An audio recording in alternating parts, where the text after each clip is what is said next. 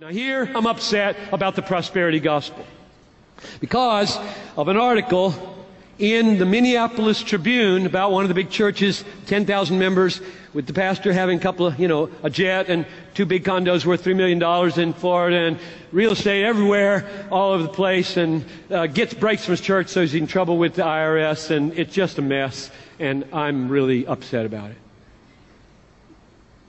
Because in the article, one of the leaders was quoted about being a salt, and I just hit the roof. I just went ballistic.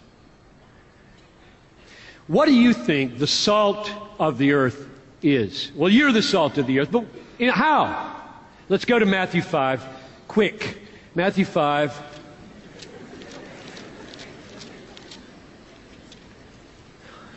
Now, I'm going to experiment with you here. This is my exegetical conviction, and you test it.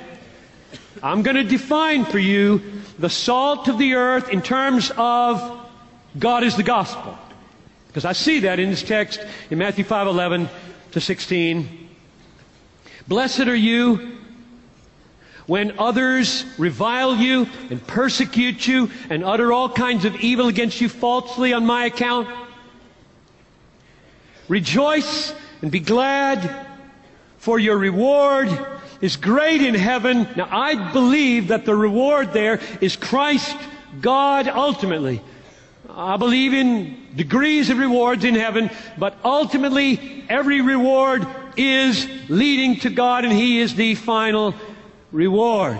So, because we have an all-satisfying, glorious, final, high treasure called Jesus Christ or the Father in heaven, we can rejoice in the midst of persecution. Rejoice and be glad in that day, for great is your reward in heaven, for so they persecuted the prophets. You're the salt of the earth. Now, what do you think the salt is?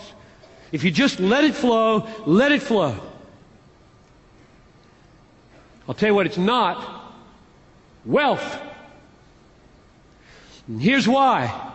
Prosperity gospel is no gospel because what it does is offer to people what they want as natural people.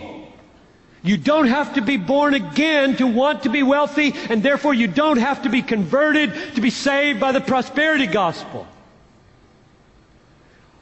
When you appeal to people to come to Christ on the basis of what they already want, 1 Corinthians 2 makes no sense.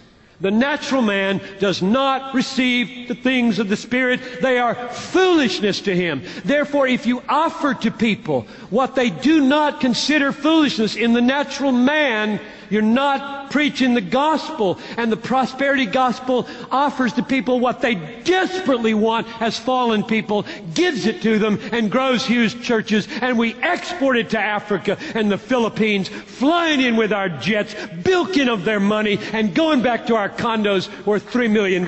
It is horrific what we export as Americans. I can't believe what we tolerate in the church.